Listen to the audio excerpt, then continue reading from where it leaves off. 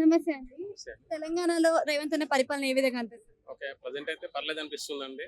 ఇప్పటివరకైతే కొద్దిగా పథకాలు కూడా అమలు చేయడానికి చాలా ప్రయత్నం చేస్తున్నాడు.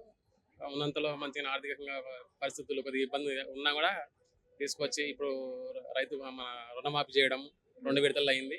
ఈ మూడో విడత కూడా ఆగస్టు 14, 15 వరకు చేస్తున్నట్టున్నాను. అది కూడా రైతుల్లో సంతోషం ఉన్నది. ఇంకా దాంతో పాటుగా ఇంకా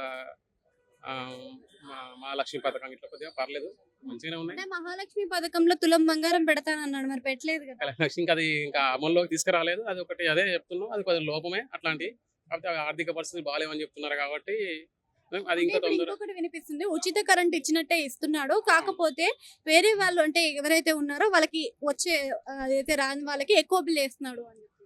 అది నేను అనుకుంటున్నా కదా, అది పూర్తిగా అది విరుద్ధము. ఎందుకంటే నేను గమనించిన విషయం అయితే వాళ్ళు నెంబర్ తప్పేసుకోవడము, అది మనం అప్లై చేసుకున్నప్పుడు అట్లా. ఇప్పుడు దాంట్లో సర్వీస్ నెంబర్ ఉంటుంది, యూఎస్సి నెంబర్ ఉంటుంది. ఆ నెంబర్లో మిస్ మ్యాచ్ చేసుకొని ఇవ్వడం వల్ల వాళ్ళకి బిల్ వస్తున్నది. కరెక్ట్ చేసుకున్న వాళ్ళకైతే వస్తున్నది. ఇప్పుడు అవి కూడా సవరణలు చేస్తున్నారు. పర్లేదు అనిపిస్తుంది మంచిగానే.